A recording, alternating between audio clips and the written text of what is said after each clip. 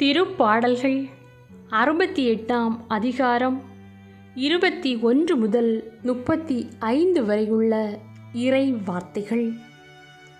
அவர் தம் எதிரிகள் தலையை உடைப்பார், தம் தீய வழிகளில் துணிந்து நடப்போரின் மணிமுடியை நொறுக்குவார். என் தலைவர் பாசானில் இருந்து அவர்களை அழைத்து வருவேன், ஆழ்கடலிலிருந்து அழைத்து வருவேன். அப்பொழுது உன் கால்களை இரத்தத்தில் தோய்ப்பாய், உன் நாய்கள் எதிரிகளிடம் தமக்குரிய பங்கை சுவைக்கும் என்று சொன்னார். கடவுளே, நீர் பவனி செல்வதை என் கடவுளும் அரசருமானவர் தூயகத்தில் பவனி செல்வதை அனைவரும் கண்டனர்.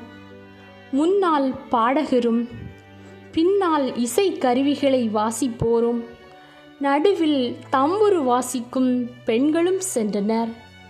மாபெரும் சபை நடுவில் கடவுளை போற்றுங்கள், இஸ்ரவேலர் கூட்டத்தில் ஆண்டவரை வாழ்த்துங்கள்.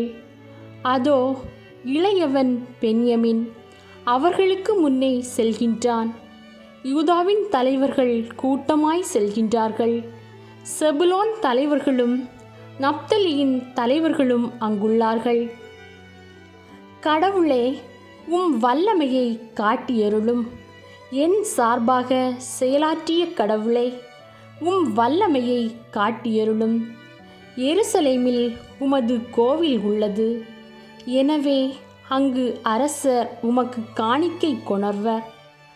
நாணலிடையே இருக்கும் விலங்கினை கண்டியும் மக்களினங்களாகிய கன்றுகளோடு வருகிற காளைகளின் கூட்டத்தையும் கண்டியும் வெள்ளியை நாடி திரிவோரை உமது காலடியில் மிதித்துவிடும்.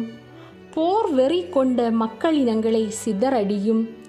எகிப்திலிருந்து அரச தூதர் அங்கே வருவர்.